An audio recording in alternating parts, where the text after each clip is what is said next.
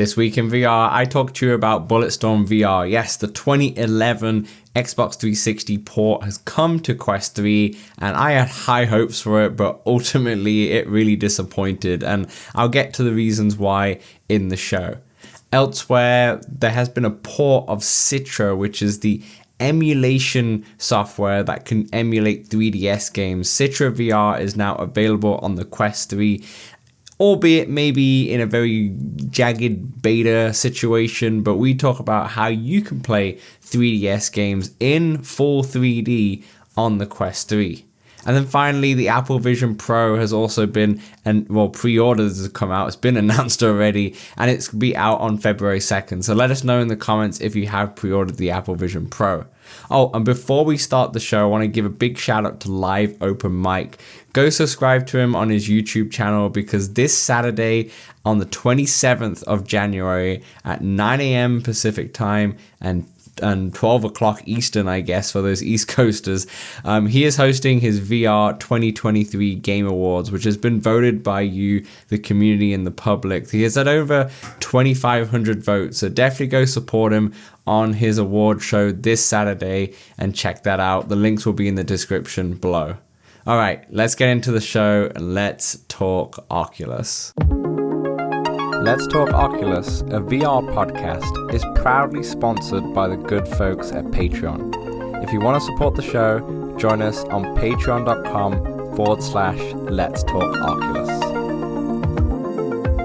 What's up, Oculus nerds? Welcome back to Let's Talk Oculus, episode 121. I'm your host, as always, Dan from Playtest VR, and I'm joined by the dancing man, my co-host, as always, it's Samson. How are you doing, buddy? How's things? I am doing well, Dan, and I have spent the better part of the last 2 hours speed playing or trying a lot of Nintendo 3DS. More Nintendo 3DS than I've played in my entire life. Nice. Perfect for the main topic of the show a little later on. Let's start off with some housekeeping. Okay, so this marks the first week of completion of our walkabout competition, where essentially you, Samson, you give 2 courses to the community through the Discord channel at the start of the last week. Now we had Tourist Trap Hard and Original Gothic Easy. What is going on with the leaderboards? How are we stacking after week 1?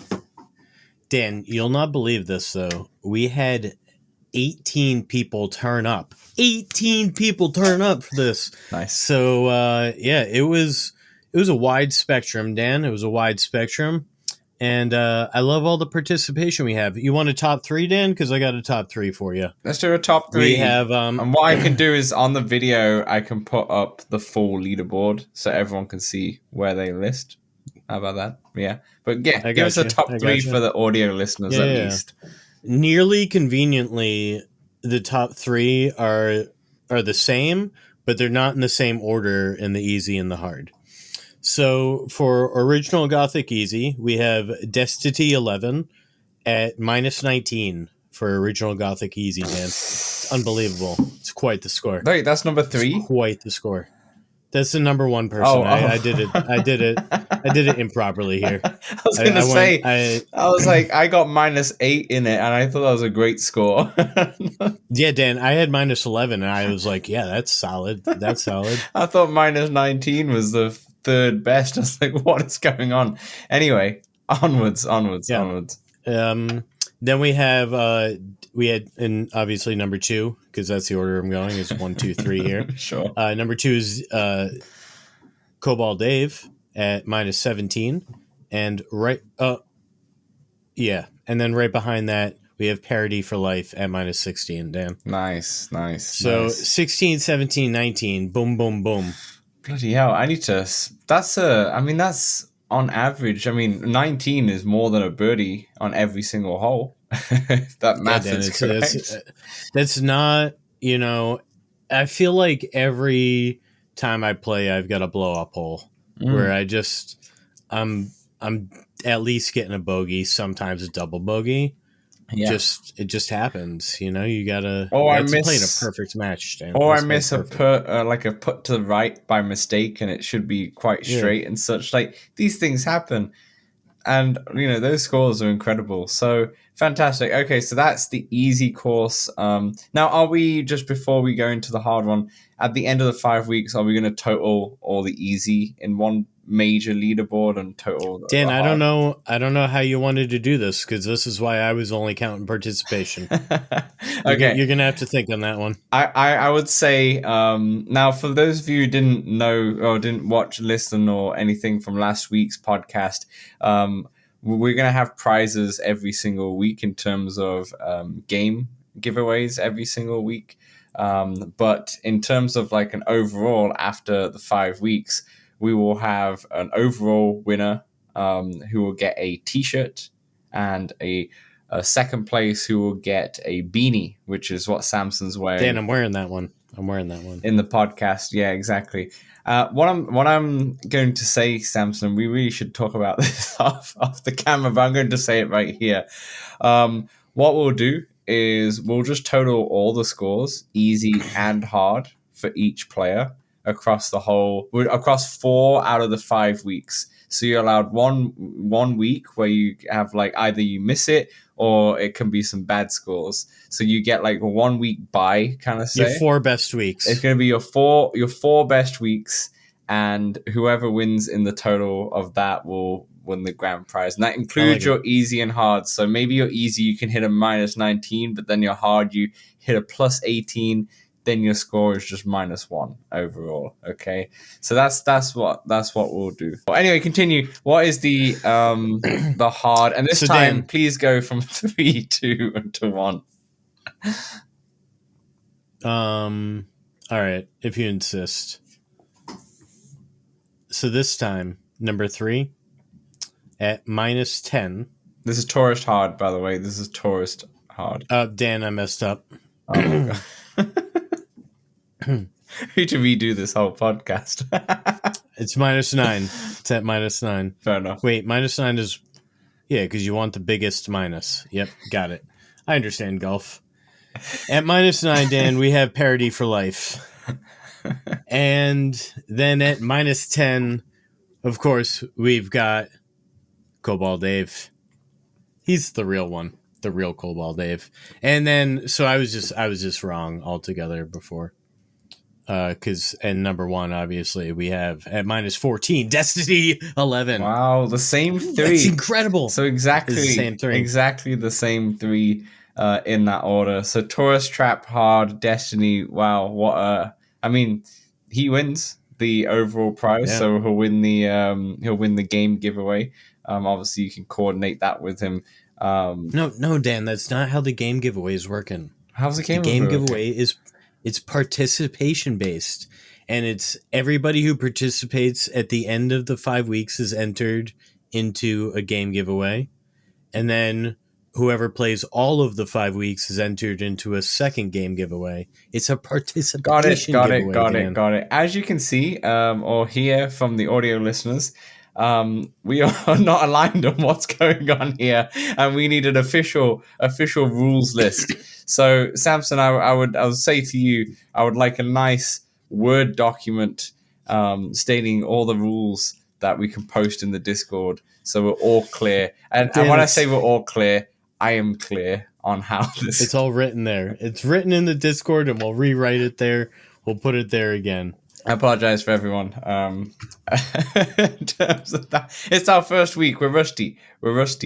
Yeah, it's all right. We'll work through the kinks. And it's incredible we had 18 people turn out. Yeah, Dan. thanks. 18. Thanks everyone for turning out. And if you want to be a part, you can still jump in as mentioned. Go into our Discord channel. This is where Samson will post the 2 courses that you'll be playing. Oh, Dan, I've got to add, because people have been DMing me their scores on Discord, but a few people actually messaged me them on Oculus and asked if that was all right. That is perfectly okay. So if we're friends on the meta or whatever, Samson no Delilah at me, and then we can just send me your scores that way. So that way you don't have to like get it onto your phone or whatever. Fair enough. Fair enough. Do you have the next two courses yet, or are they still pending before you post them up? Well, they have definitely not been selected. When this airs, they'll have been selected for sure. So check the Discord on the Walkabout channel, and you'll see. Dan, let me tell you what they were, because I'll just come up with it now. Okay. You know? All right, you heard it here first, folks, even though now it's Thursday and you heard it 4 days ago in the Discord. It is easy. Dan, what's that space one? Tethy Station. Easy Tethy Station, Dan. And then we're going to do... Oh, I hate to use my favorites, but we're just going to knock out both my favorites here because we're going to do hard Gothic this time. Hard Gothic and Tethy Station easy.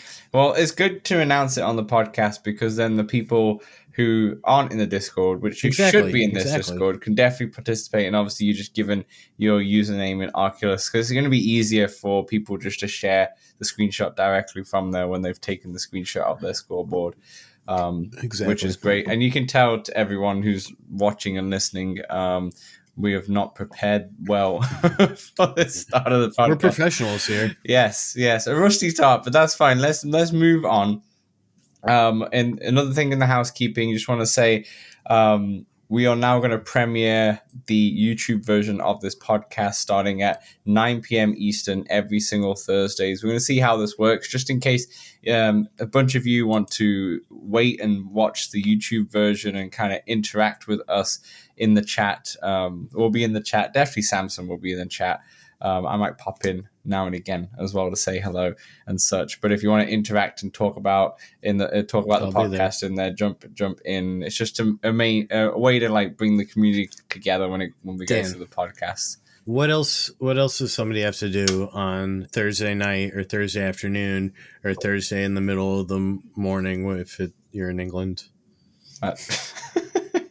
I don't know. Anyway, let's move on.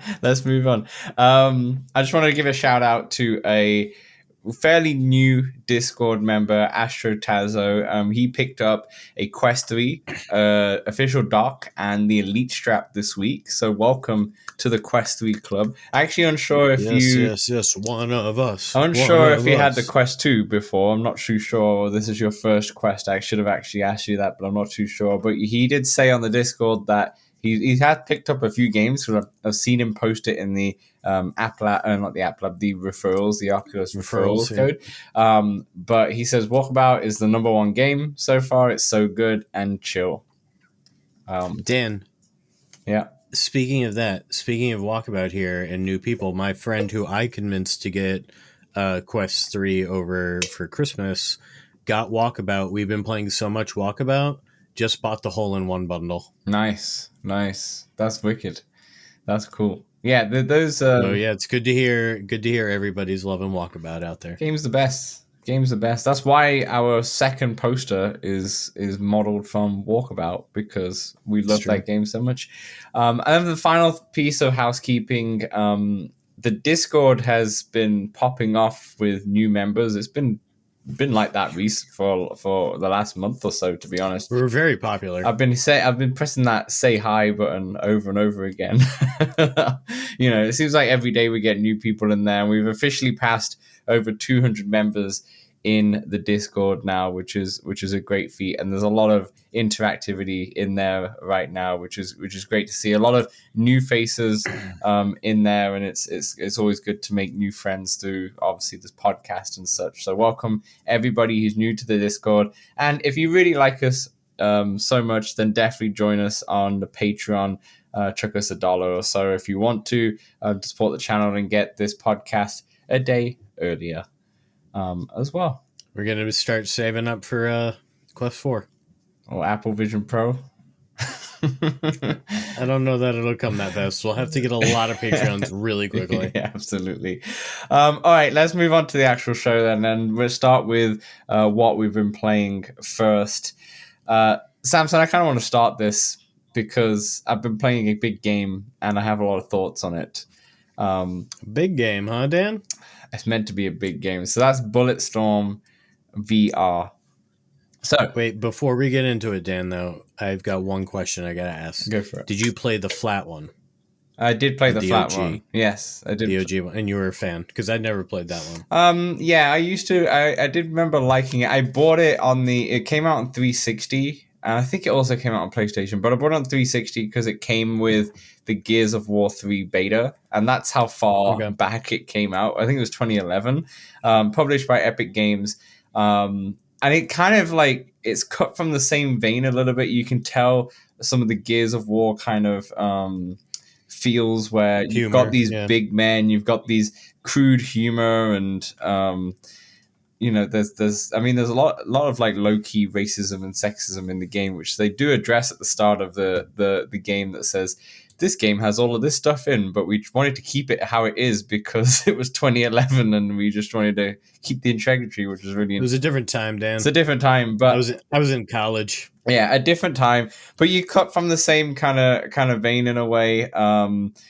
A little bit of more of a supernatural element of this one because you have like I would say like a lasso. I can't remember the actual wording of it, but you have this thing on your arm, where you could like it's like an anti-gravity thing where you could like move objects or bring people towards you, like Scorpion from grapple hook. Yeah, like something like that, right? In there as well. And the whole point of the game is more. I mean, there's a story involved. Of course, there's a story involved, but it's more to do with just having fun, shooting a crap ton. It's called BulletStorm. It's about getting points, right? Yeah, it's about getting points. It's called BulletStorm.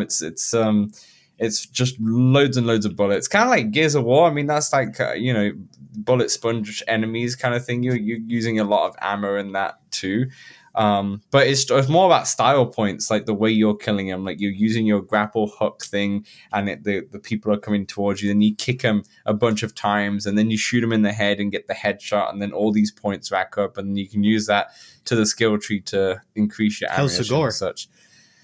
The gore in the original game, I think there was a lot of blood and such, if I can remember correctly. But in the Quest version, not so much, and I think that's more to do with the graphics and self. So, and what I remember, I never finished the game back on the 360, but I remember just having fun with it. Like it was just a fun game. It's my style. Yeah, it was just a fun game. You don't take it seriously, and in the end of the day, I was waiting for Gears of War 3, which did not disappoint when it came out as well. I freaking love that series. Let's talk about the actual game on VR though, right? So first of all, in terms of reviews outside, I've not seen any like proper reviews. I haven't really watched anything. But I did see a little bit that Mateo311 really liked it. I saw Gamertag didn't like it. So I've seen like mixed reviews across the board, but I haven't. It's got like a nostalgia factor. Yeah, I haven't read too much into them because I kind of wanted to play it first and kind of form my own opinion on this game. So first of all, the game, as soon as you load the game, it comes up with the menu systems, which do feel very 2011 menu systems, right? It's like a direct port in a way, but they look kind of blurry. They're not that sharp. Like think of like Quest 2 to Quest 3, kind of like blurriness to sharpness. Like you don't have that sharpness in this game. So first of all, from the menus, it was really interesting, and there's no like tutorial to help you set up. Like I think of a game like Medal of Honor, where it's very tutorial heavy at the start to make sure you get all the right setup, where you've got like, oh, do you like tunnel vision? Do you like teleport or anything like that? Like it's none of that. It's you straight up settings at the start. You toggle the settings. You kind of need to know what you're doing to see if you want that, and then you just jump straight into the game. What are the default settings though? Everything's off. Like there's like no vignette at all. No vignette or anything like that. No, you can turn all that stuff on, and there's a lot of accessibility in there.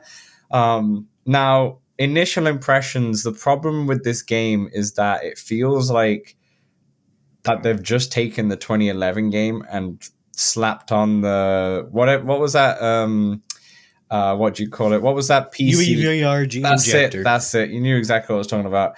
The UEVR injector, where it just felt like it just took the flat screen version of the game and just put it into Quest, and that's it. Like it felt like a like one of those Doom ports or Wolfenstein. Did you have ports. any fun?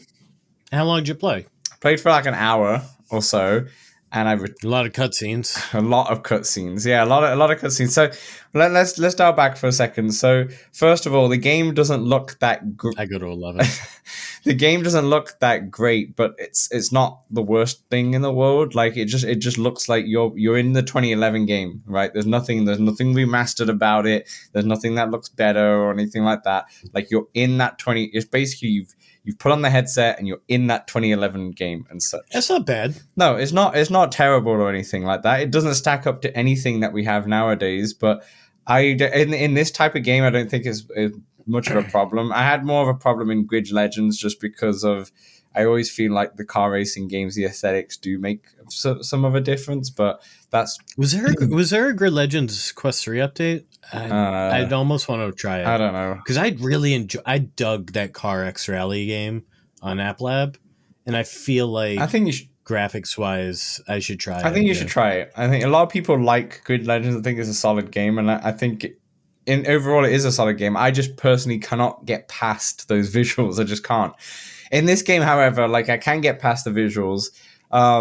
It's just that it doesn't feel very fun in VR. It doesn't feel that great. Like you have your big gun, and think of like if you've not played BulletStorm, if you played Gears of War, like the Lancer, it's something very similar to that, like a big ass assault rifle kind of thing.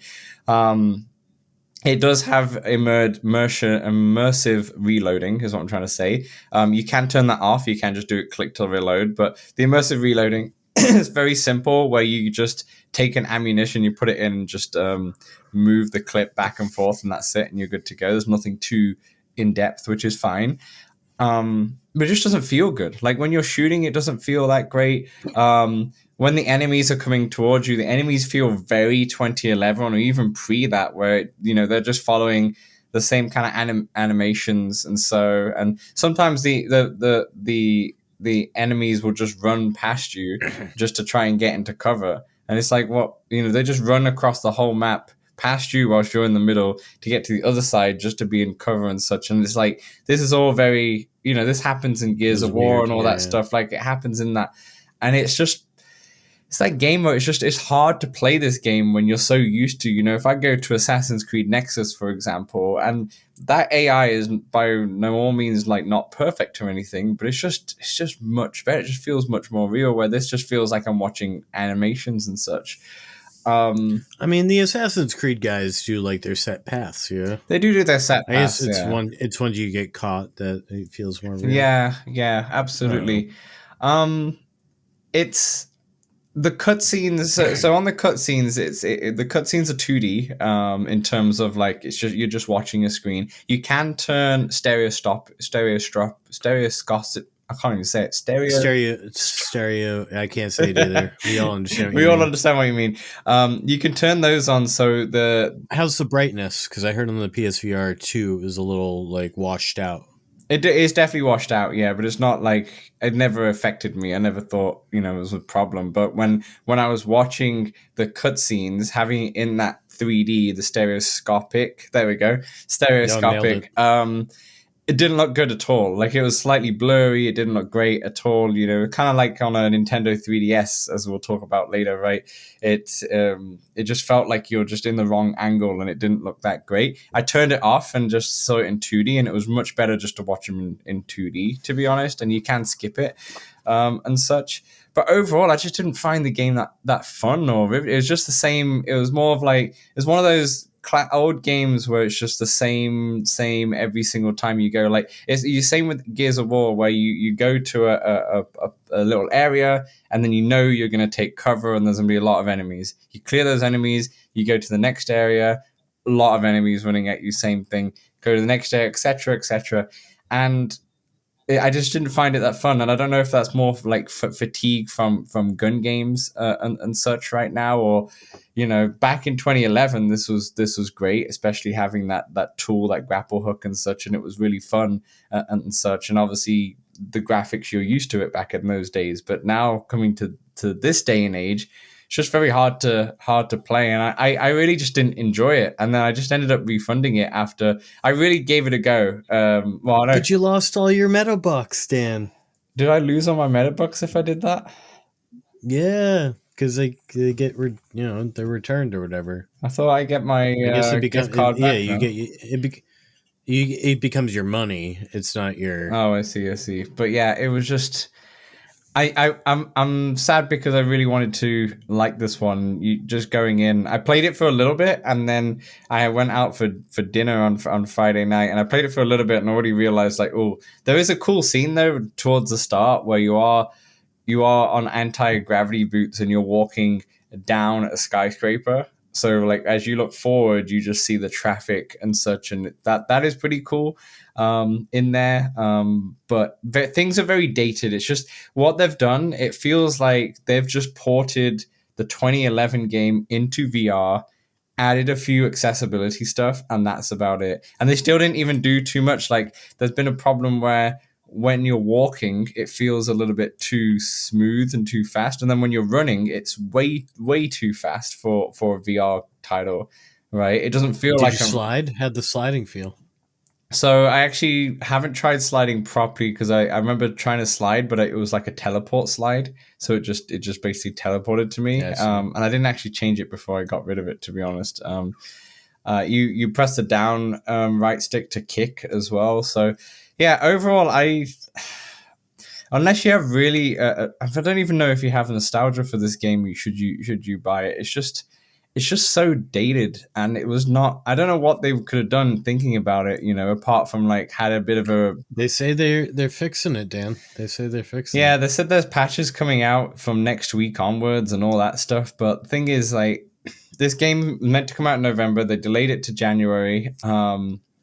Obviously, I didn't get a chance to play the other character, the woman with the two saber swords. When I was in there, I was like, I don't think I want to spend time playing this game. It's just not really for me, and it's sad because when the showcase happened in June, I was really excited about this one. I was like, this is a complete surprise, and it just didn't translate well into VR. It's a first person shooter that just comes into VR, and it just doesn't translate well, and it's just too dated, in my opinion. I'd rather just play a proper VR game that's been built from the ground up. So yeah, that's Well, Bulletstorm. I took in some of the content out there about it and understood I had no nostalgia for this game, and so I put on my wish list on Steam because I believe the PC VR version was. This is what I heard was the best way to play it, if there was a best way to play it. Mm-hmm. And I'm waiting for a sale, and I'll probably wait for at least a 50% sale. Yeah, $20 or under, I think I could play yeah, this because it is I think it was $40 Canadian, so I'm assuming it was 35 US or something around that. one. I think it's 40 US. Oh, was it okay? 40 for US then. It must have been 48 Canadian or something like that then. But yeah, so 40 USD is for this game. It's too expensive. It's too expensive, and I understand why it's like this. It's an IP, a known IP, or maybe somewhat known IP and such. It's just way too dated, and I feel like if I went back to play the flat screen version, I'll also feel very similar. Maybe a little bit better, but very similar. Where like, oh yeah, I'm not. It's not a game that and I don't have too much nostalgia for it like I would have with Gears of War, where I'm willing to push through just to play Gears of War 1 again because I love that game so much, even though that's also got issues in terms of repetitiveness and such, but back in that day it was fine. So yeah, I personally wouldn't recommend it. If you do want to pick it up, I did post a 25% referral code. I'm not sure if that's valid if I've refunded it now, but it's in the I think it is. it's in the Discord if you do want 25% off it. But I would definitely at least wait for a sale, or if they release like a free trial for the first hour or two or something like that, try it that way. Give it a try. But yeah, it wasn't for me, and I'm really sad about it. I did really want to play it, but oh well. Back to Assassin's Creed. Anyway, Yeah. Finally, me too. Maybe eventually. that's pretty much all I've been playing, apart from the App Lab pick of the week, which we'll get to the end of the show. Samson, what have you been playing? Well, I got into Breachers a few extra nights this week, so Friday and Saturday night. And Saturday got into some games with some gold and platinum players, and holy shit, Dan, they were good. Pop, pop, pop. and that first pop, you're already dead. Uh, and yeah, I'm just happy to finally be getting real good use out of my B haptics. And Dan, I resynced my Quest Pro controllers Friday night. Yep. Worked for an hour and a half. One right controller, I think, overheated or lost tracking or something. Went back to the 3, and now I'm just back on the 3s again. Nice. Just back on the 3s. It's sad. I did message support, and they just sent me like some generic thing about wiping them or whatever, and so I don't know what to do about that. Maybe I'll wait for an update or something. Yeah, that's But fair. yeah, really loving Breachers. It was cool to play with some guys that were really good. Learned a few new strategies. And yeah, the VRML, the finals were today, Sunday, that is. And if you check that out on YouTube, watch some high level Breachers playing. It was pretty cool. Nice. So you learned a few tips and such, and do you think those guys play with any like gun stocks and such, or unsure? I'm not sure. Yeah, I'm wondering if they play with like a Pro Tube gun stock, or if that will help with aim or anything like that. It probably would help with aim or stability, right? So I'm wondering if those kind of like pro players, shall we say, in Breachers actually do, but who's to say? But I think the winner gets like $2,000, so that's what 500 each team member, 400 each team member. Nice. And it is sad about your Quest Pro controllers that they don't pair up. It's it's when you spend $300 on it and such, and it's just it's a sad one. The whole Quest Pro in general has just been a sad one, But anyway, moving on.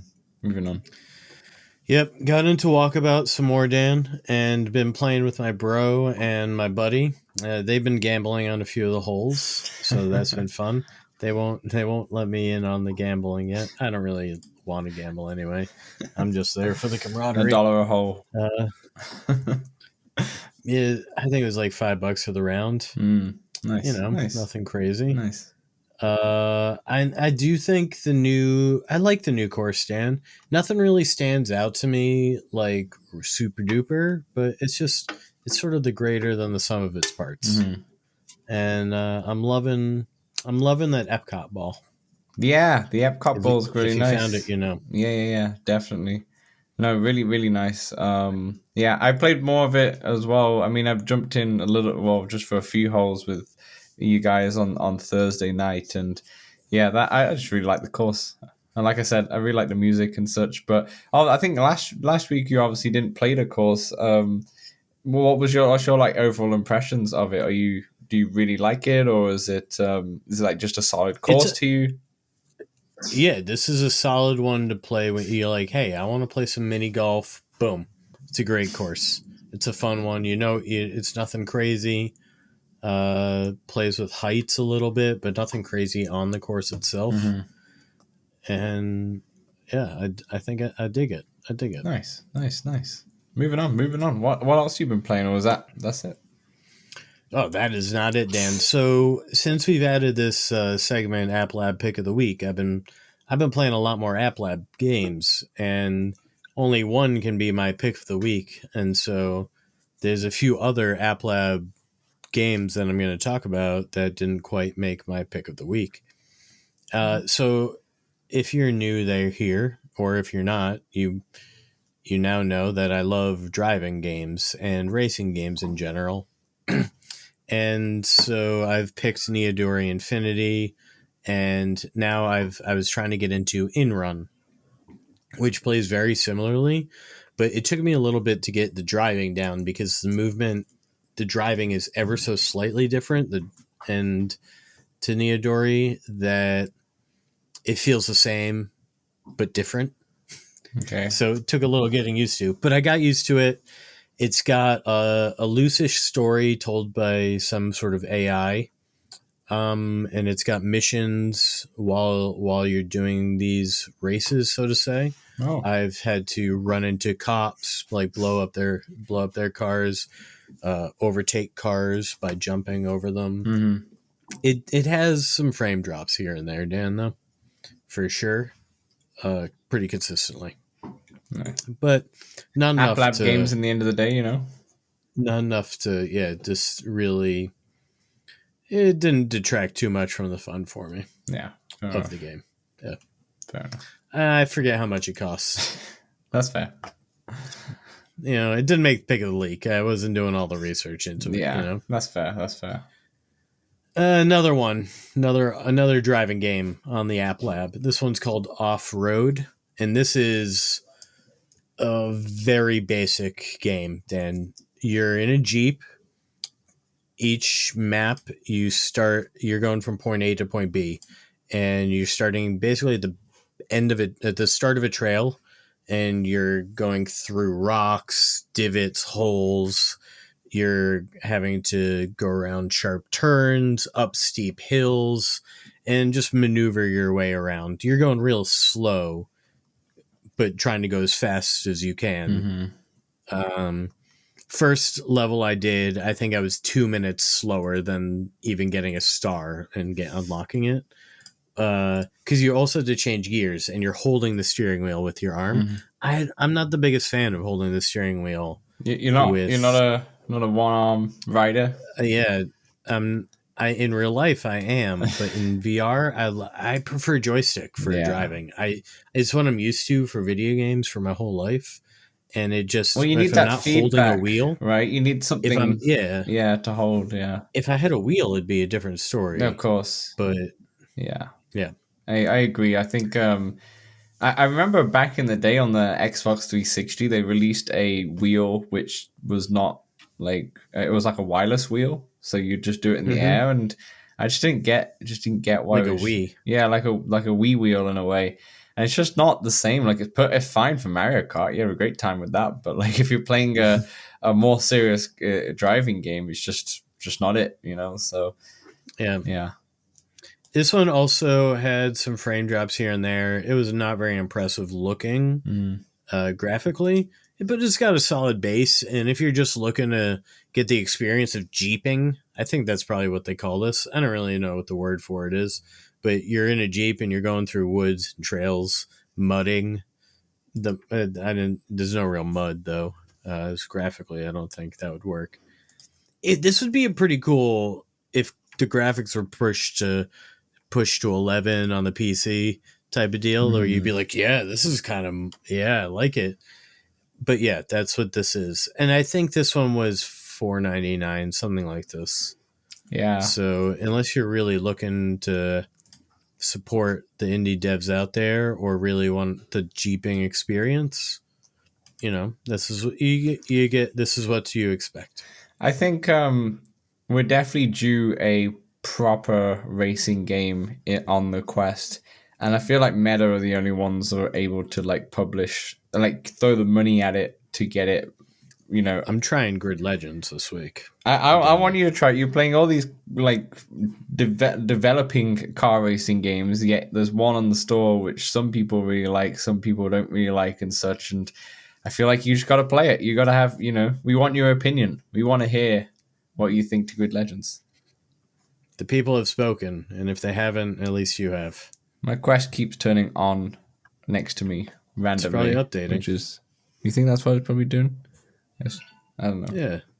It's trying to talk to you. Fair enough. Anyway, any more games before we move on to the main topic of the show? No, just the main topic and my App Lab title at this point is all I've played more. Sweet. So let's talk about the main topic. So 3DS Emulation is now available on the Quest 3 to at least a certain extent. So just to give you some backstory about this, Amanda Watson, who was formerly at Meta, she helped create the Airlink on the Quest. She's been working on a project was using CitraVR. No, Citra is like a emulation for the 3DS. Okay, if you're ever into emulation, I think Dolphin is the one for most Nintendo kind of titles, Wii and the GameCube and such, and Citra is definitely one for the 3DS specifically. Now, what she's done is pretty much ported or tried to port like a Citra VR version into the Quest, and essentially what it is it works kind of really. It's in beta. It's in beta. There's a lot of like kinks, and we'll talk about that in a second. But once it works well, you have a 3DS big screen right there, which is in stereoscopic 3D. So you get to witness it how it is intended in a way. Although I know a lot of people turn the 3D off larger on there, but yeah. And then you also have your obviously second screen just below you, and you could do it all in pass through as well. So this is absolutely free to download. Now there is a GitHub where you can download a version, but now it's also on SideQuest as well. So if you're interested in this, all you have to do is essentially you put your Quest into developer mode through the settings. If you don't know how to do that, if you download SideQuest on your computer, it tells you how to do it to developer mode. You can go through in there, and essentially from there you can sideload in CitraVR and your ROMs accordingly. And when it all swimmingly works, you're able to play, and it works with your Quest controllers, your touch controllers, and also works with third-party controllers if you were to pair it. I've seen people use like the 8-bit DOE and such on there. I might have to do that. Yeah, and plus I think the touch controllers don't have all the buttons, right? They don't really have a R2 and L2. I mean, you could probably use the grip, but I'm assuming how it works, it will. Did the 3DS have 2 back buttons, or did it have just an L and an R? The 3DS had both. They had a small L2 and R. Well, I don't think many games use it, but there was definitely in there. Yeah. Yeah. Because mostly it's just been using the grip for both of them. That makes sense. But the trigger only messes with the size of the screen, from what I can tell. Fair enough. So obviously, this is a system to play ROMs. Okay, as stated on their website, they encourage you to use legal ROMs that you basically backed up your 3DS cartridges. However, to back up your 3DS cartridges, you need a hacked 3DS to even do that. So it's all a bit fishy, and obviously the whole emulation politics behind it. You know, there's a lot behind it, right? You've got is emulation, using the ROMs and such, is it illegal? Of course, technically it is, but what if you can't access those games in real life? Can you even get access to it now? Does that still count and such?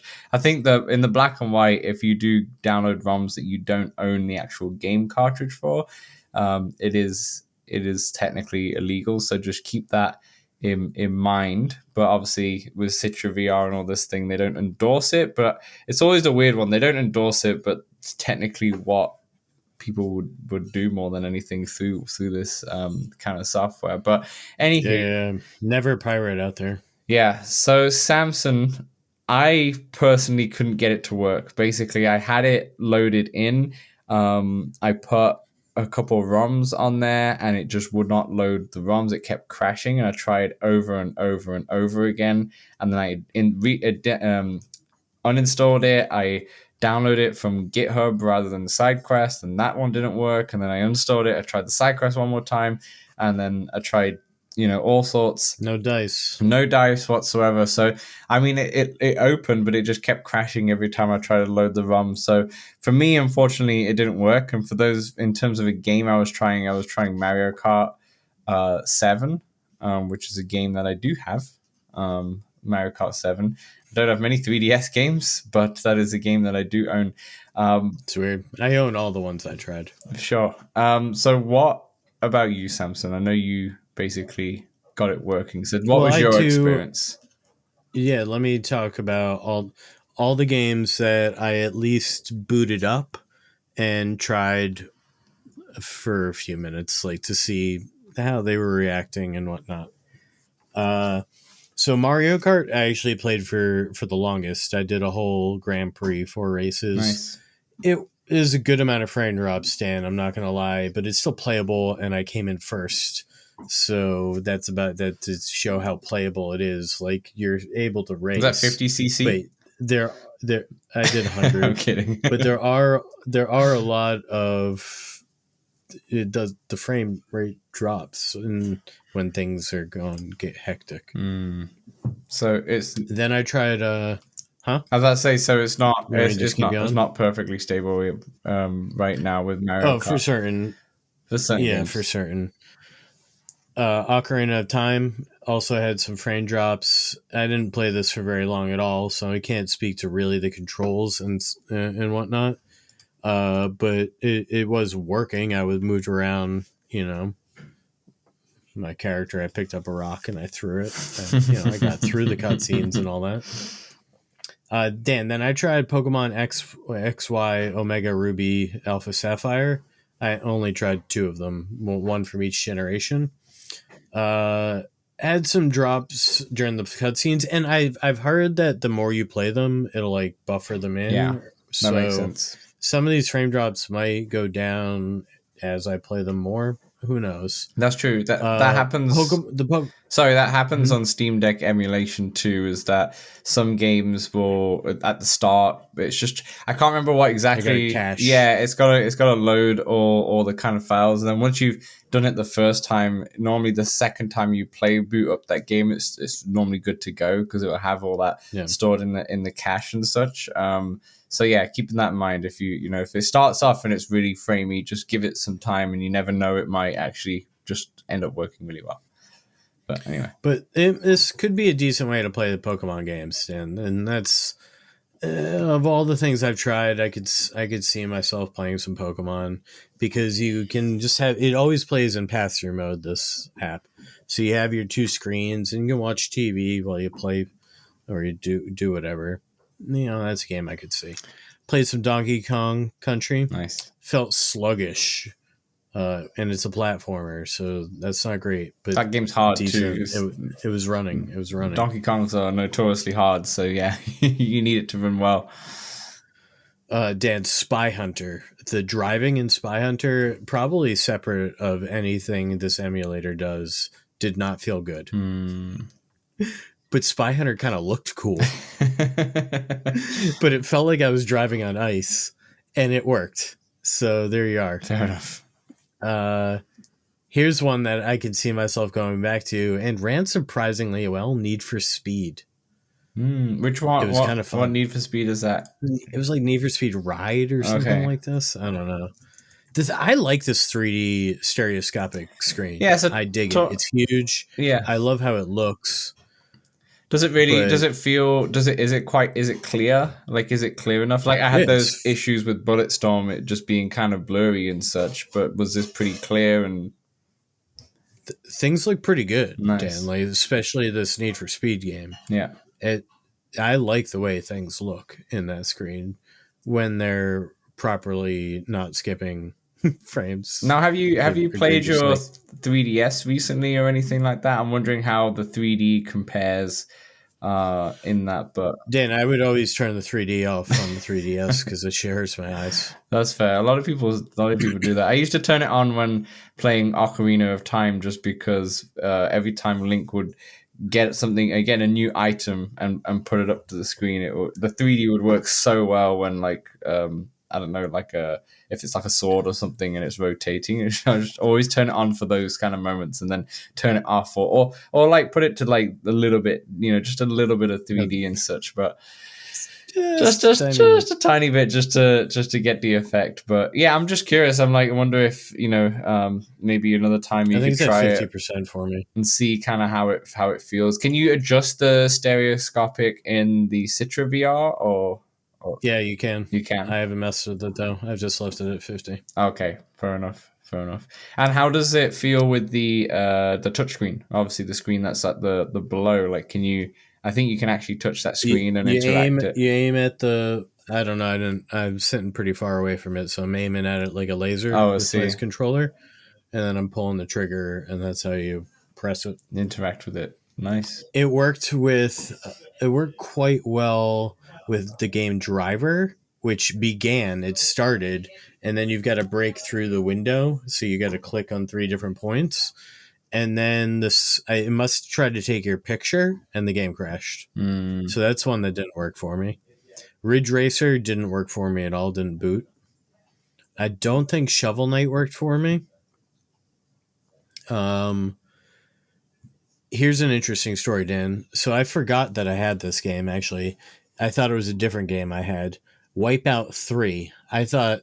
I remember this game being a crazy racing game for Sony.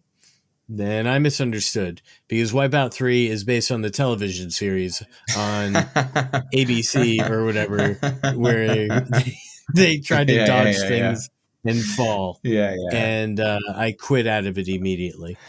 But it did boot. So if you're interested in that, it looks like there's at least a Wipeout 2 and a Wipeout 3. So if you also own those and forgot, you can That's true. I just realized, that's quite funny. I just Googled it, and yeah, they do have 3 Wipeout games. But it's not Wipeout, the Sony version. I was gonna say, I was like, I didn't know Wipeout was on any Nintendo console, so obviously it's not. Yep. It is not. But yeah, never mind. Decidedly not. So I tried both these Metroid games. There's one that plays like a 2D slide scroller, and there's one that's a first-person shooter. The first-person shooter, the controllers, it's a first-party game. So off the bat, it wanted me to aim with the motion, the gyro. I got it to change so I could aim with the joysticks, but then it was wanted me to press that Z button, and I couldn't figure out what button that was, and I quit. So it was running not that well, and controls could be an issue. Yeah, for that one, the side scroller worked, but I didn't really know how to play it, so I just kind of quit. Yeah, that's fair enough. So, yes. overall, what do you think about it in general? Obviously, there's a lot of kinks and it's in beta. I'm talking about I'm talking about these next 5 games. Oh, man. You've got more. Jesus Christ, you played a lot of games. Yeah. I'm saying I was in this thing for a little over an hour, and I was just trying all the ROMs that I had. Yeah, fair enough. So I tried Xenoblade Chronicles, and this was one there was a new 3DS, I believe, or something like this. That's the one so I wanted to try. It's the one that I had. Yeah, I wanted to try one of those ROMs that I had. Yeah, and this one really felt sluggish, but it looked cool. It was like the best. It looked like a friggin' game. Like that game looked good. Yeah, when the new 3DS had like about 6 or 7 exclusives. I don't remember exactly the number, but only a few. Yeah, it wasn't many. But they'd only work with the new 3DS because it needed that extra power, and most likely it would need the C stick as well because there was an extra, like the right stick basically, because that doesn't really exist. Yeah, I was able to move the camera. Yeah, that didn't really exist on the other ones. You could get an add-on, but you needed that extra horsepower of the new 3DS. The new 3DS. I wonder if they call the new Switch the new Switch. Wondering. I don't know. The Super Switch. Super Switch would be great. What a great name that would be. But yeah, okay. Continue, because you got a few more games. Yes. A few more. Ghost Recon worked. Seemed kind of decent. It's like a turn-based game it's what's it called, grid-based. Yeah. It seemed cool if you're into that. I don't think I'm into that. I wasn't sucked into. I was never a Ghost Recon fan. Ultimate NES Remix. I had no idea what the fuck I was doing in this game, but it ran. I kept dying. It was like kill 15 enemies in a certain amount of time, but I only came across 5 enemies before it was like, you failed. I was like, oh, Dan, I got frustrated and then quit out of that one. And this is all you running like the stock settings, right? You've not gone in, changed anything. Yeah, I did not change anything. Just stock. Booting up these ROMs. Most of them all booted up, but a lot of them felt sluggish, especially during cutscenes. I would not recommend playing Metal Gear Solid. It felt pretty awkward. You move the camera with the buttons. It was really weird. Fire Emblem Awakening, though, that it seemed like that could be a good way to play that if that's your type of game. And then that is basically, if you can deal with frame drops and just kind of sluggish games sometimes, it's a cool way to experience these games. It's a huge screen. The Stereoscopic's cool. But I'm not gonna these are all games I could have been playing flat, and you're still kind of playing them flat in a way. Yeah, I guess the 3DS is a harder one to emulate in theory, like on a flat screen. But yeah, it's cool. I'll probably return to Need for Speed. I'll probably return to one or two of the Pokemon, and I'll probably show off Mario Kart to people. Nice. Yeah, fair enough.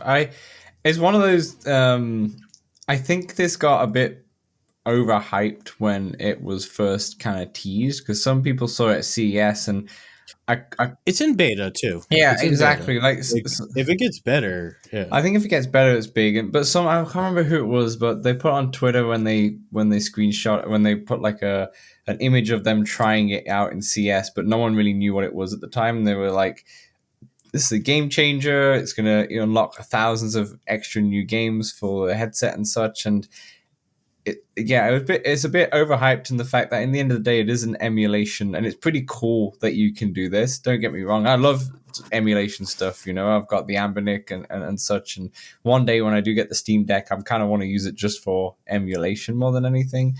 But I feel like it's not there yet, right? To have this later on would be good, and plus, like we said, getting the ROMs is a pain in the butt, especially with 3DS as well. They're not. It's a good thing I had such a huge collection. Yeah, exactly. Games. It's just not. It's not feasible, right? It's not that accessible than it would be for a even older console and such. So I like it's got and plus it's standalone, which is kind of nice. It's just. That is nice. Does the multiplayer work? I'm not sure. Mario Kart, if you get that kind of not yet. LAN? No, okay. Not yet. I think multiplayer is something that's in the works, but they're just trying to make a stable version of this yet. So it's cool that it's. Oh, Dan, I should mention right off the bat. First time I booted it up, it crashed. First time I booted up again, I got like one screen further, then it crashed. Booted up again, then it worked. Sometimes I got to do the same. Like if I boot up the app, or the ROM, it'll crash. Then I do the same ROM again. It'll work, or it'll crash again. And I try again. Usually by the third time it works, if it's going to work. And if it's not going to work, it just keeps not working. Yeah, where mine, I just couldn't get it to work at all, which is really odd, to be honest. And then I thought, okay, let me just download Citra. Yeah. On my Mac and just see if it's, see if there's an issue with the ROMs or something, because obviously it probably should work. But then my Mac wouldn't let me install it because it said it could be malware. I was like, okay, never mind. Thanks for protecting me, Mr. Mac. But yeah, so yeah, that is the 3DS. Let us know in the comments below if you've tried it out or if you're interested in any of this. Stuff. It's I understand it's a bit of a gray area because of ROMs and all that jazz and such. But it's interesting to see, and it's a cool new feature when it does properly work and such. I don't see myself playing this. If it did work for me, I don't see myself playing this often, to be honest. I'd still rather just play it directly on a 3DS. But I do feel like it'd be cool for kids who have never played if it is cool, it's a cool thing. And if you want to play the 3DS, if you want to play those games, it's a really great way to play that. But I agree, most of these games I'm not interested in playing through. Like even Need for Speed, I'm interested in playing it again because it was pretty cool. But I'm not going to finish that game. Yeah.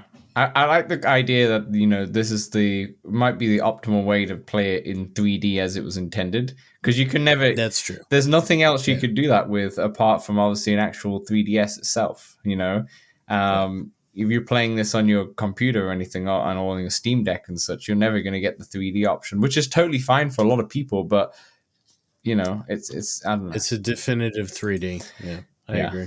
Anyway, that'll do for part one. We've hit an hour again for part one. It seems to be the norm here. For part two, we're going to go through the VR news. There's not much, to be honest, but we will see you in part two. When's our App Lab pick, Dan? What part's that? Part 3. I want to get to it. It's so good this week. Gotta stick around. Hey, we know public lobbies in VR games can be a bit toxic. feel a bit empty at times. That's why we created the Let's Talk Oculus Discord, a friendly community that you can join for multiplayer meetups, general VR chat, the game, and chat about VR, fitness motivation, and there's even a very impressive 3D printing channel. Join over 100 of our community members in the Let's Talk Oculus Discord for free. The link is right in the description. All right, welcome back to part 2, the VR news. Just 3 news stories to cover here. The first one relates directly to the Quest 3 in that we've had leaked video which shows us how the Quest 3's augments feature is going to work. And if you don't know, just to go back with a little backstory here, when the Quest 3 was announced, actually in the Kinect rather, so later on, they showed off this new feature called Augments, which is essentially adds anchor points to your room or to your house and such, where you can put little AR kind of apps on there. So for example, some of the ones that they showed in the Kinect was there's an area in maybe your garage where you have a portal to Supernatural, where you can just go and you don't have to it's your gym. Yeah, it's your gym. You go in, walk through, and you press play, or you can have like maybe achievements saying Asgard's Wrath, which I really need to play. I really need to put that on the let's just start this game to try and play. Anyway, like if you get like achievements from there and such, you can put up trophies or such and make like a little cabinet and such. It was really cool kind of idea to kind of customize your home space, because most people, at least for me and I know for you too, when I put on my Quest, I'm in Pass-Through, and I don't ever use the environments anymore. I just like it in Pass-Through, to be honest. So it's a nice way to kind of build up that a little bit. So in the actual video itself, it was a very short video, but they essentially showed the person playing pinball, like a very not like Star Wars pinball, but a very like basic version of like a cardboard pinball game on their table. Yeah, they had a to-do list and calendar as such on the wall, where they were going in and just marking off to do.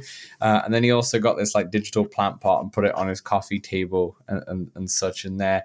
The interesting thing to note is that they said it's powered by Meta Spark, which is the same engine that kind of powers Instagram filters, like if you wanted to do that.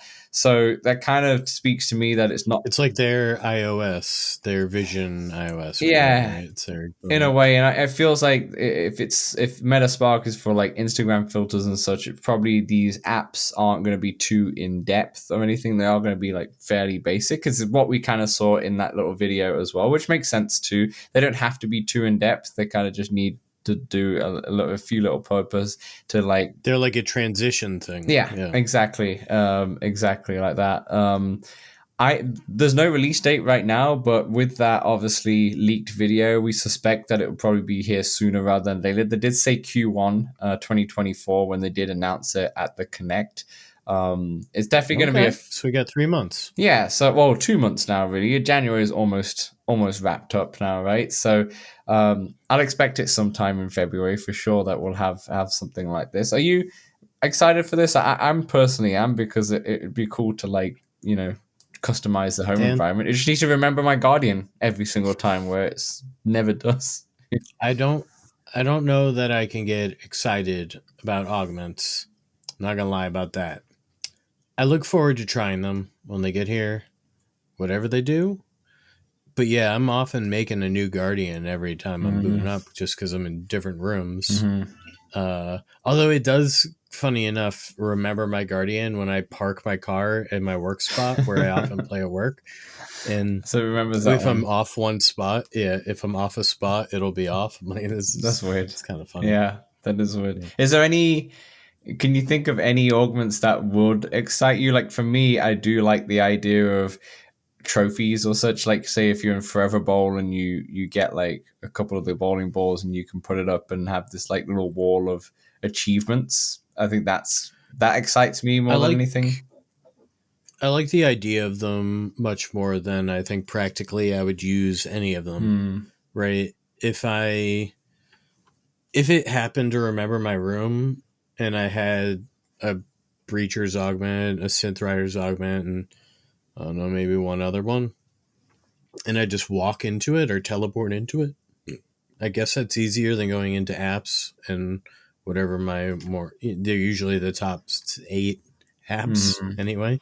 So I'll just scroll through them. But yeah, we'll see. We'll see what it does. I don't think I'm going to put a plant on my desk. I don't think I'm going to do that. No. I might play pinball. Oh yeah, you will play pinball. Let's be honest. You will play pinball.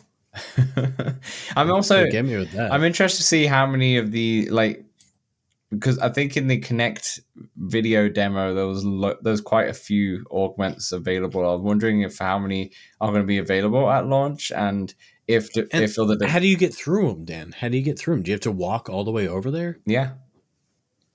What if you're seated?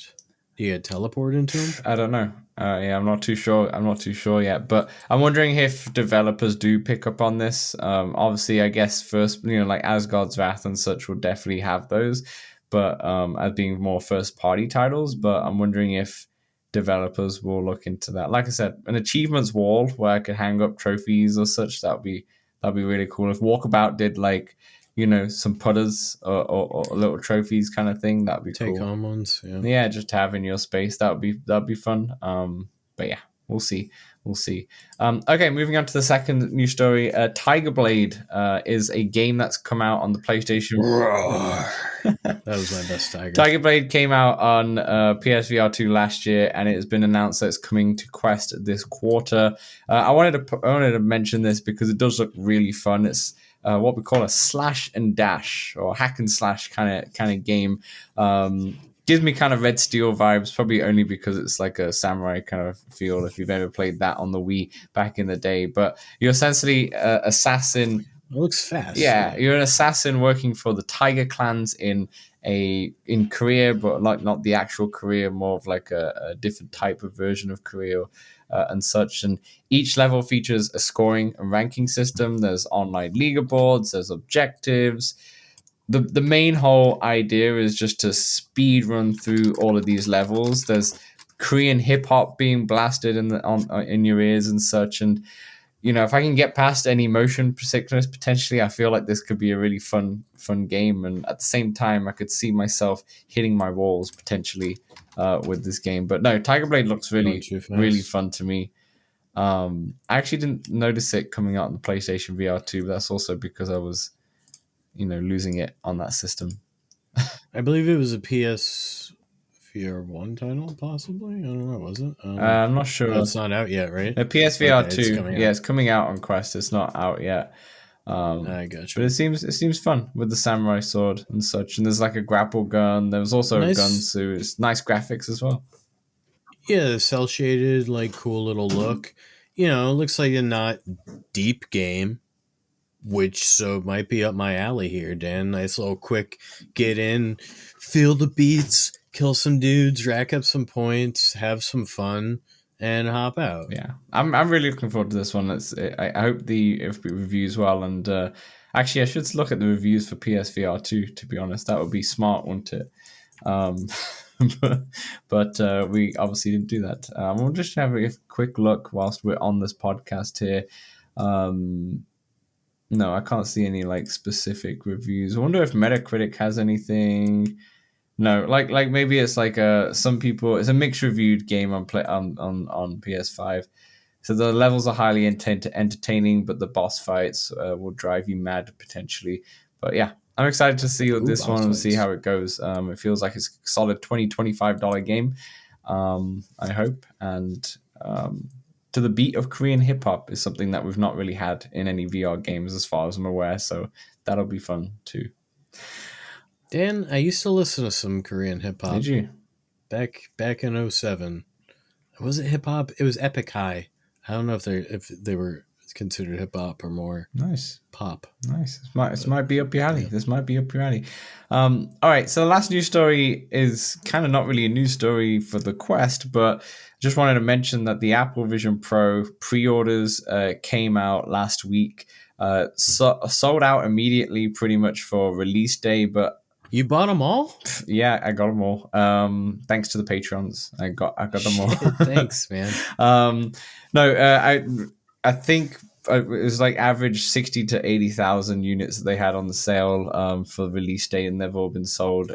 We don't know that number for definite, but now if you wanted to buy one, it's pushed out to March. Remember, this is US only. There's different options. There's 256 gig, which is the 3500 one, and then it jumps in price. I believe it's 200 per storage, so there's 512 and terabyte options. I wanted to point it out because I did the pre-order stuff on the phone because it was really cool, where you have to scan your face with Face ID to make sure you get the right fit band, facial cover and band and such. And you have to tell it if you've got a prescription and such, if you need that and all that jazz. And obviously I never ordered it because one, it's in the US, and two, 3,500 USD. I could do with not parting ways with that. But I wanted to put it out there because the bunch of like accessories have just been announced as well that you could pre-order, and the accessory, we thought the Meta Quest accessories for the Quest 3 were absurdly priced, and the Vision Pro has just blown that out the water. So first of all, the Apple Care alone is the same price as a Quest 3 at $500 USD. Wait, Dan, how much is the back strap? No, they're $100. They're $100. It's actually not too bad. Because I kind of wanted to get that 3D printed and fit for Quest 3 and see what it's like. That's a fun little thing to do, actually. That'd be cool. But yeah, the to get the extra spare straps, they're $100. Apple Care is the price of Quest 3, which is interesting because even if you spend $500 on the Apple Care, if you do break the screen or the lenses kind of thing, does cost $200 to replace them.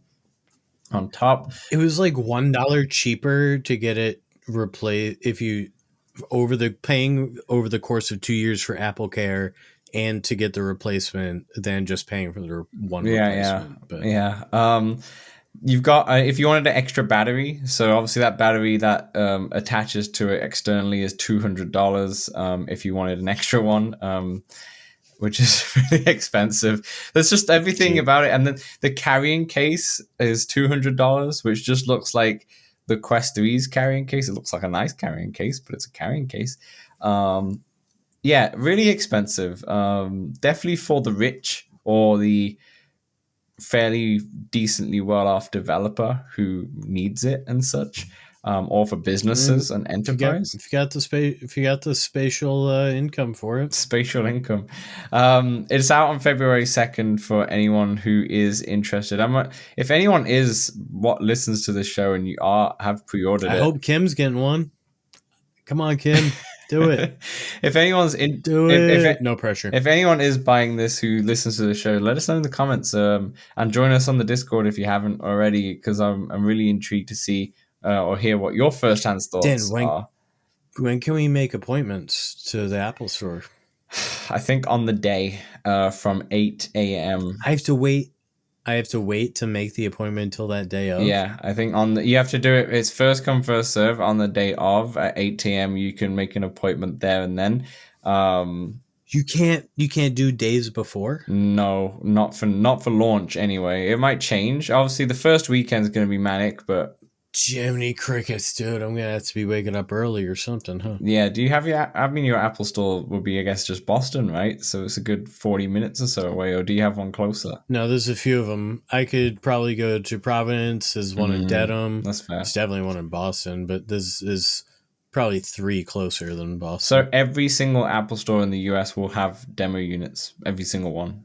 Every official Apple Store, which is surprising. I thought only just flagship ones will have it. When it's an item like this, only the flagship stores normally have it, but no, every single one will have it. So yeah, definitely Samsung, if you can try it out, that'd be cool just to get your first-hand experience of it in there. They did put out a good 10-minute video on their YouTube channel, which I highly recommend everyone watch just to see how it works, because it actually shows you in terms of, I mean, it's not very basic stuff, like how does the spatial computing work, how does the FaceTime work, how does the watching movies work and such, but it's very cool to see it all working, and it seems very seamless.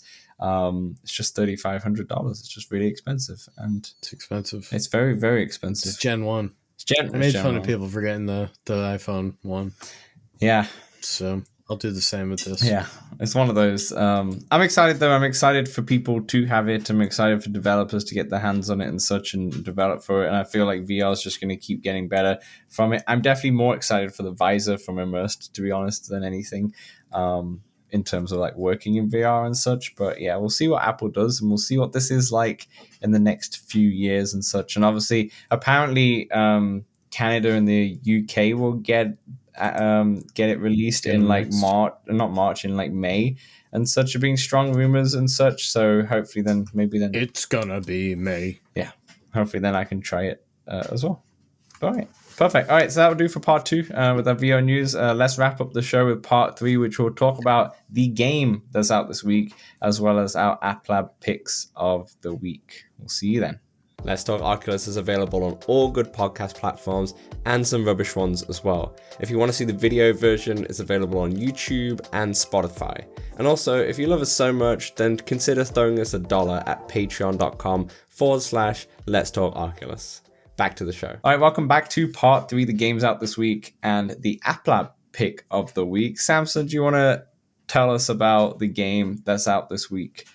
Dan, I feel like we're just burying these App Lab games, like they get buried in the store. Do you want to start with the App Lab?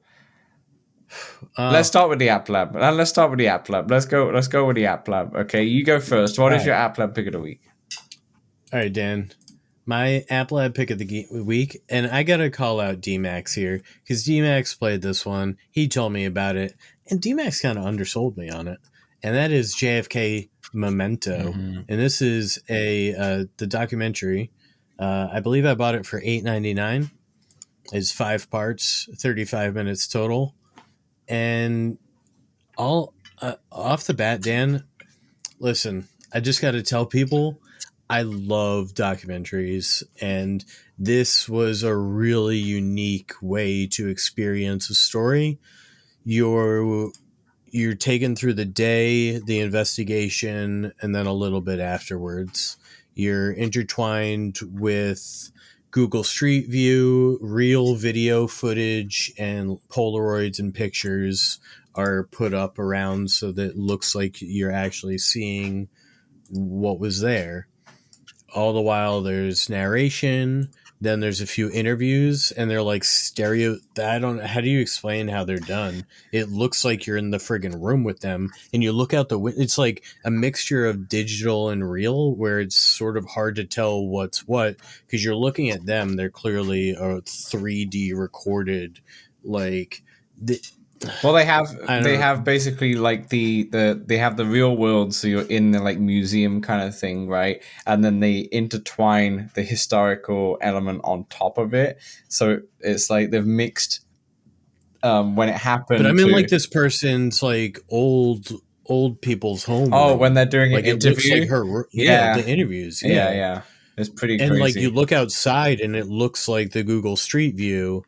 But at the same time, things kind of look... Yeah, it's incredibly done. They're digital. It's incredibly done. It's very well done.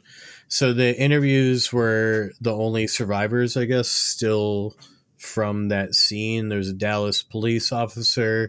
There's a friend of Lee Harvey Oswald, yeah. Wife, right. Yeah. And then some other woman who was there and took a picture. Mm-hmm. And it was... Yeah, man. I hope a lot of people like this content, because if you're into this, buy this, please. It was sponsored by Meta. I want more content. I want more documentaries like this. It was so cool. And in order for more content to be made like this, this content needs to be bought.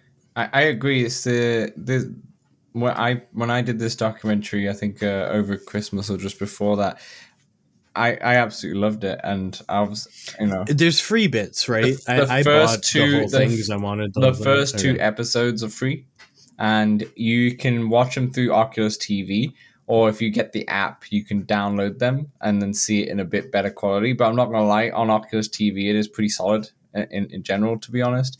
But it was the best VR documentary I've ever seen, and I think I mentioned this when I talked about it a few episodes back or so, but I went there, back last summer In Dallas, in Dallas and such, and it felt like I was there again, like I was transported so perfectly. And it's kind of very similar to the 9/11 one, which I think is done by the same people. This one felt better. That. Yeah, this was like just a step above, and I kind of wish they go back to the 9/11 one and kind of do remaster that one a little bit more. I'm good. I've had enough of that. That's true. Fair enough. Yeah, that's fair enough. That's fair enough. But like, yeah, it's. I hope they do more of these, and maybe a Martin Luther King one. Sticking on the assassinations. People love their murder documentaries. Like, imagine being in the scene and you're seeing it play out right in front of you, yeah. and you hear you just get the silly, absurd reenactments. Ah, and you're seeing it all play out, or have it look real and cool. But I want it all. I want all. Yeah, I want all these historical. Over the top. I want to go to like D-Day maybe or Dunkirk. Dude, what is up with you and tragedies? You just talked about murders. You just. What are we talking about here? To be fair, though, in terms of documentaries, not done as well, but still really good. The one that came with Medal of Honor, which you can, which is the gallery. Oh, yeah. They do it really well because you kind of feels like you're on the boat of going into, I think, Omaha Beach. I guess Omaha was the US one, so I think it was Omaha. And they overlay images on the top or like videos over the top, so it's not the same as like properly digitally on taken over the screen, but it's still pretty good to kind of still get that sense. But yeah, I would love something like a D-Day one or anything else. Just it's so good. It's so good. So there's this. My grandfather was a Holocaust survivor, and this interview of him exists. They in the late '90s or mid '90s, they were interviewing all the survivors, and I was trying to picture having him like in this room, like it felt what these people being interviewed, and how cool that would be, even if it was like redone or somehow, like just and getting all those people's stories out there in a VR, like in this way, and you could intertwine, like he was in Buchenwald. You can, I guess this is getting really dark. I've taken tragedy to the nth degree, but that's oh, damn, we're on to something here. Yeah. Anyway, JFK Memento, App Lab, do it. Do it. Stamp my grandfather was I guess not Holocaust, but concentration camp survivor too. FYI, we have that in common. Obviously not Jewish, Indian, but like similar kind of thing that happened at the same wartime. So, wow, we have something in common. Moving on to something a bit lighter. It only took 120 episodes. Operation Serpents is my App Lab. When I say App Lab pick of the week, it is the App Lab game that I've played the most and liked the most, but I don't know if I can recommend it at the price. Okay, but I just wanted to point it out because it is a very interesting, well, not interesting, but like a fun game to play. How'd it run? I played this back on the Quest 1. Did you? No way. Wow. Yeah. It ran really well. It had some, obviously, like some weird pops and such also, but you can tell it's a very Unity or Unreal Engine kind of feeling game that's made by one person. It's got those Cinti Studios assets or whatever that everybody's used to. So the person actually reached out to me last week and asked if I wanted to try it as a code, and I said, yeah, I'll try it and give you some feedback on it and such. And it's one of those games where it's like it's just a basic shooter game. You think of like something like Dead Second, but you're not moving too much. You're just in like one space, and then you move to the next space. You can dodge the bullets. They do move slow enough. Yeah, you can dodge the bullets and such. It's army based. It's funny because the opening mission is that you're on this like a high floor in the story building, and you're looking through the window, and you've got all these guns. It's kind of like a tutorial mission, but you got all these people shooting at you, and then you look to your right, and you've got two soldiers who are shooting with you, but then two other soldiers are just sat there having a coffee, watching you while you're shooting. And then, and I think they're talking to you too, yeah, right? yeah, they talk to you. And then once you finish the mission, the soldiers do some random dances, and then if you die, the enemy soldiers do random dances as well and such. It's quite funny, to be honest. And the art style is kind of charming. Definitely still a very applabby game. I'm surprised that you played this on Quest 1. I didn't realize how kind of old it is. I guess it did. I think also a little tidbit. I think bHaptics works with it. It does, yeah. bHaptics does work with this. It released in March 2021, actually, and definitely needs some more polish on this specific game. It also has a zombie mode if you've not tired of that already and such, and I think co-op as well, which I never really got to try. What I really do like, there's a couple things I really like about this game, is that when you get a headshot, the heads just pop off, and it is quite funny when that happens. And also the flashbangs are really cool. So when you throw a flashbang, you basically get slow motion where you can just get headshot, etc. The guns overall kind of feel pretty good.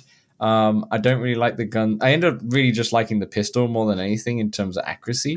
But it's a fun kind of game. The only thing I'd be put off by it is that it's $20 on the App Lab. Oh, is that how much it is? And I think it's way too expensive. I think if this is $10 or like maybe $10, but then give you the odd like first mission or something for free just to try it out or something.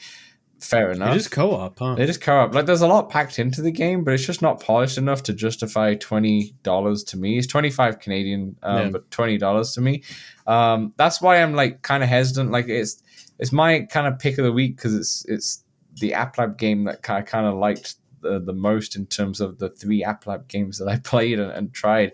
But for $20. You know, maybe if it was half that, I would. Maybe you get a code, a friend code or whatever. That's true. I probably have a 25% code. I can post that onto our Discord channel, which might make it a bit more worthwhile. But yeah, I'll send. So I've just checked in. This one was added to SideQuest, pre-release June 15th, 2020. So I must have played it that summer before I got my Quest 2. Yeah. Because Quest 2 would have come out October 2020, right? Yeah. Yeah, that's exactly right. So yeah, Operation Serpents and JFK Manifesto, I believe. Right? Manifesto? Memento. Oh, Memento. Okay, my bad. Memento. Yes. Sweet. There are App Lab picks of the week. Like normal, just let us know in the comments below if there's any App Lab games or anything that you've been playing that you definitely want us to try out. Because there's so much crap on there, and there's also so much good stuff on there that it's just hard to find, and you can't even search for these properly in the Quest store. So crap is it's in the eye of the beholder, Sure. right? Like off-road is a game that's not for most people, I'd say. But there's somebody out there who's like, that's true. Man, I want to go jeeping. I want to know what I want to feel like a Jeep and hit my gears and be rolling, just keep rolling.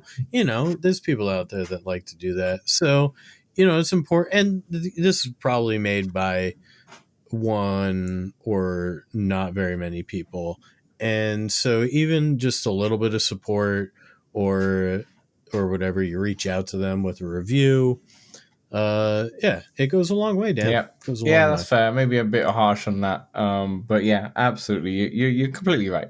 Right. It's cool. So moving on to App Lab, let's finish off the show here. What is the game that's out this week that a lot of people have been talking about recently? What do we have? Well, it's not a top dog. It is the underdogs. Wrap yourself in 5 tons of metal and go smashing through a dark scene of underground mech fights. Bash, crush, maul, and rip apart enemy bots and mechs. It's full-on metal-on-metal violence in this first-of-its-kind physics-based mech brawler. But rampaging through the pits ain't all. This is a roguelike, so you're going to be doing it again and again. Gear up with 100+ items and power tools. Hire hackers and saboteurs. Hustle and deal with the gangsters and psychos who run these streets as you claw your way up the food chain. This is a city. This city is a dog-eat-dog shit show, but luckily you ain't alone. Your little bruv king is in your corner, hacking your enemies and giving you lip while you fight like a wild animal, smashing car-sized pit bots that want to kill you dead to the deafening roars of the bloodthirsty crowds. This new Braca, the mech fighting capital of the world. This is Underdogs. That was very good. That might be one of your best readings yet. I remember when this game got announced at the showcase, and the trailer was wicked. The trailer was so cool. It was really well done. I'm not interested in this game after all of that. So I was kind of into it until I found out the movements like Gorilla Tag based or something. Like a Gorilla Tag kind of? I don't know if it's Gorilla Taggy. I forget what. I'm gonna mess it up. I don't want to say what it. The movement seemed not what I thought. I figured movement would be just joysticky. It did not. I don't think it's necessarily that, but we'll see. I'm waiting to see what people say about this one. It looks intriguing. The previews were in high regard. For sure. People really liked it. There's a lot of content creators who got like early access of it. Yeah. So yeah, I love what it looks like. It looks really, really cool. And I'm definitely intrigued, but I don't know if I'm gonna bother with this type of game. But obviously, if you get it or someone else or so, will be interested to hear your thoughts and such on the podcast for sure. But yeah, Underdogs is the one. That's the only game that's coming out this week, or as you're listening to this right now. And that is everything. Samson, any thoughts to wrap up the show or anything like that? Yeah. Well, I just want to thank everybody who came out to the live chat here in this premiere, our first time. So thank you all. And remember that then success is a journey, not a destination. Love it. I love it. What a great way to end the pod. Thanks everyone for watching and listening. And obviously thanks for everybody in the live comments. If you've been watching this on the premiere, thanks for showing up. And we will see you next week for some more Let's Talk Oculus goodness. Bye for now.